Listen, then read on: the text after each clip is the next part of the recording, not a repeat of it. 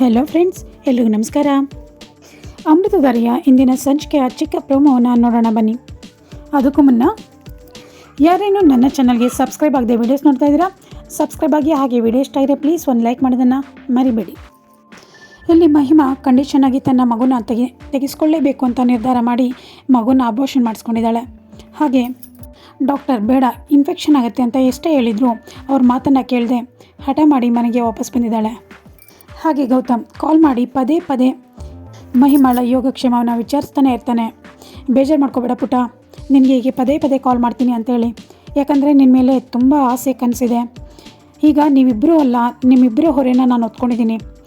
ನಿಮ್ಮ ಮಗು ಮೇಲೆ ಪ್ರೀತಿ ಇದೆ ಅಂತ ಅನ್ಕೋಬೇಡ, ನಿನ್ನ ಮೇಲೆ ಕೂಡ ಕಾಳಜಿ ಇದೆ.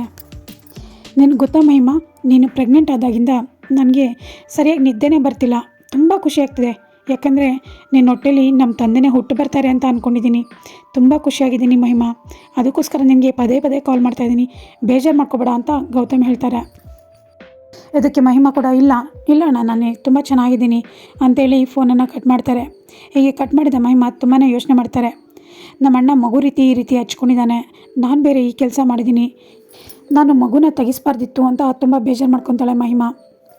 ಇಲ್ಲಿ ಜೀವ ಕೂಡ ತನ್ನ ಫ್ರೆಂಡ್ ಅಬೋರ್ಷನ್ ಮಾಡಿಸ್ಕೊಂಡಿರೋ ವಿಷಯನ ಇಲ್ಲಿ ಮಹಿಮಾ ಮುಂದೆ ಹೇಳ್ತಿರ್ತಾನೆ. ಅಲ್ಲ ಮಹಿಮಾ, ನೀನು ಫ್ಯಾಷನ್ ಫೀಲ್ಡಲ್ಲೇ ಇದ್ಕೊಂಡು ಅಬೋರ್ಷನ್ ಮಾಡಿಸ್ಕೊಂಡಿಲ್ಲ, ಇವ್ರಿಗೆ ಗ್ಲ್ಯಾಮರ್ ಅಂತೆ, ಅದಕ್ಕೋಸ್ಕರ ಮಗು ತೆಗಿಸ್ತಾರಂತೆ. ಹೀಗೆ ಮಗುನ ತೆಗಿಸ್ತಾ ಇದ್ದರೆ ಪ್ರಪಂಚದಲ್ಲಿ ಹಸಿರೇ ಇರಲ್ಲ, ಹೀಗೆ ಮಾಡ್ತಿದ್ರೆ ಹೇಗಿರುತ್ತೆ ಅಂತೇಳಿ ತುಂಬಾ ಬೇಜಾರು ಮಾಡ್ಕೊತಾನೆ. ಇಲ್ಲಿ ಮಹಿಮಾ, ಹೋಗಲಿ ಬಿಡು ಜೀವ, ಅದು ಬೇರೆಯವ್ರ ವಿಷಯ ಅಲ್ವಾ, ಯಾಕೆಷ್ಟು ಮಾತಾಡ್ತೀಯ ಅಂತ ಸುಮ್ಮನಾಗ್ತಾಳೆ.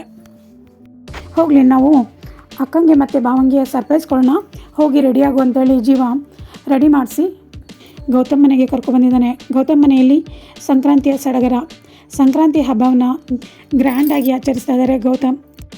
ಹಾಗೆ ಈ ಸಂಭ್ರಮದಲ್ಲಿ ಮಹಿಮಾ ಹಾಗೂ ಜೀವ ಇಬ್ಬರು ಕೂಡ ಗೌತಮ್ ಮನೆಗೆ ಬರ್ತಾರೆ. ಇದನ್ನು ನೋಡಿದ ಗೌತಮ್ ತುಂಬಾ ಖುಷಿಯಾಗುತ್ತೆ. ಓ ಸರ್ಪ್ರೈಸ್ ಪುಟ, ಹೇಗಿದೆಯಾ ಅಂತೇಳಿ ಓಡಿ ಹೋಗಿ ಮಹಿಮಾನ ಹಗ್ ಮಾಡ್ತಾನೆ. ಪುಟಿ ಹೇಗಿದೆಯಾ, ಟೈಮ್ ಸರಿಯಾಗಿ ಊಟ ಮಾಡ್ತಿದ್ಯಾ ಅಂತೇಳಿ ಅವಳ ಕೈನ ಹಿಡ್ಕೊಂಡ್ಬಂದು ಸೋಫಾ ಮೇಲೆ ಕೂರಿಸ್ಕೊಂಡು ಪರ್ಸ್ನಲ್ ಆಗಿ ಕೇರ್ ತೊಗೊಂಡು ಮಾತಾಡ್ತಿರ್ತಾನೆ ಗೌತಮ್. ಹೀಗೆ ಗೌತಮ್ ತುಂಬಾ ಕೇರ್ ತೊಗೋತಾ ಇದ್ದಾನೆ ಮಹಿಮಾ ಕಡೆ. ಮಹಿಮಾ, ಇದೇನು ಅಣ್ಣ ಇಷ್ಟೊಂದು ಆಸೆ ಕನಸುಗಳನ್ನ ಇಟ್ಕೊಂಡಿದ್ದಾನೆ ನನ್ನ ಮಗು ಮೇಲೆ, ನಾನು ಈ ಕೆಲಸ ಮಾಡಿಬಿಟ್ಟೆ, ಏನು ಮಾಡೋದು ಅಂತೇಳಿ ಯೋಚನೆ ಮಾಡ್ತಿರ್ತಾಳೆ. ನಾನು ದುಡ್ಕಿ ತಪ್ಪು ಮಾಡಿಬಿಟ್ಟೆ ಅಂತೇಳಿ ಹೊರಗ್ತಾ ಇರ್ತಾಳೆ. ಈ ಅಜ್ಜಿ ಸಂಕ್ರಾಂತಿ ಹಬ್ಬಕ್ಕೋಸ್ಕರ ಗಣೇಶನಿಗೆ ಪೂಜೆ ಮಾಡಿ, ಸಂಕ್ರಾಂತಿ ಹಬ್ಬ ಎಲ್ಲರ ಬಾಳಲ್ಲಿ ಕಾಂತಿಯನ್ನು ತರಲಿ ಅಂತೇಳಿ ಪೂಜೆ ಮಾಡಿದರು. ಪಾರ್ಥ ಮಹಿಮಾನ ಕೈ ಹಿಡ್ಕೊಂಡು ಕರ್ಕೊಂಡೋಗಿ ರೂಮ್ನಲ್ಲಿ ಕೆಲವ್ರನ್ನ ಇಂಟ್ರೊಡ್ಯೂಸ್ ಮಾಡಿಕೊಡ್ತಾನೆ. ಅದು ಯಾರು ಅಂದರೆ ಮಹಿಮಾ ಪ್ರೆಗ್ನೆಂಟ್ ಆಗಿರೋದ್ರಿಂದ ಮಹಿಮಾ ನಿನಗೆ ಸ್ಪೆಷಲ್ ಕೇರ್ ತೊಗೊಳೋಕ್ಕೆ ಪರ್ಸ್ನಲ್ ಥೆರಪಿಸ್ಟ್, ಡಾಕ್ಟರ್, ಹೀಗೆ 5-6 ಜನದ ಒಂದು ಟೀಮನ್ನೇ ರೆಡಿ ಮಾಡಿದ್ದಾನೆ ಗೌತಮ್.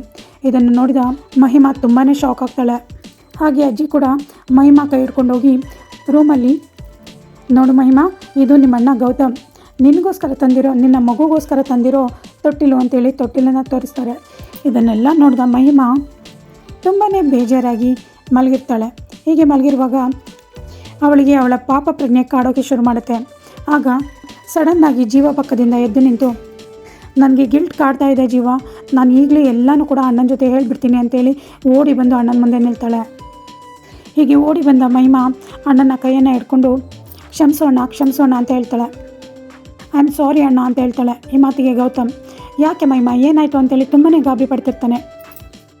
ಆಗ ಮಹಿಮಾ, ಅಣ್ಣ ನನ್ನ ಹೊಟ್ಟೆಯಲ್ಲಿ ಮಗು ಇಲ್ಲ, ಅಬಾರ್ಟ್ ಮಾಡಿಸ್ಬಿಟ್ಟೆ ಅಂತ ನಡೆದಿರುವ ಸತ್ಯವನ್ನೆಲ್ಲ ಹೇಳ್ತಾಳೆ. ಈ ಮಾತನ್ನು ಕೇಳಿಸ್ಕೊಂಡ ಗೌತಮ್ ಶಾಕ್ ಆಗಿ ಭಯದಿಂದ ಸೋಫಾ ಮೇಲೆ ಕೆಳಗೆ ಬೀಳ್ತಾನೆ. ಮನೆಯವರೆಲ್ಲ ಓಡಿ ಬಂದು ಗೌತಮನ್ನು ಹತ್ರ ನಿಂತ್ಕೊತಾರೆ. ಇದ್ರೆ ಮಹಿಮಾ ಮೇಲೆ ಕೋಪ ಮಾಡ್ಕೊತಾನ ಗೌತಮ್. ಅತಿಯಾದ ಸಲುಗೆ ಅಪಾಯಕ್ಕೆ ಕಾರಣವಾಗಿದೆ. ಇದನ್ನೆಲ್ಲ ಇಂದಿನ ಸಂಚಿಕೆಯಲ್ಲಿ ನೋಡಬಹುದು. ಸೊ ನಿಮಗೆ ಈ ವಿಡಿಯೋ ಇಷ್ಟ ಆಗಿದ್ರೆ ಲೈಕ್ ಮಾಡಿ, ಶೇರ್ ಮಾಡಿ, ಕಮೆಂಟ್ ಮಾಡಿ, ಸಬ್ಸ್ಕ್ರೈಬ್ ಆಗೋದನ್ನು ಮರಿಬೇಡಿ. ಅಮೃತಧಾರೆ ಹಾಗೂ ಸೀತಾರಾಮದ ಹೆಚ್ಚಿನ ಎಪಿಸೋಡ್ಗಳಿಗಾಗಿ ನನ್ನ ಚಾನಲ್ನ ಸಬ್ಸ್ಕ್ರೈಬ್ ಮಾಡಿ, ಸಪೋರ್ಟ್ ಮಾಡಿ. Thank you.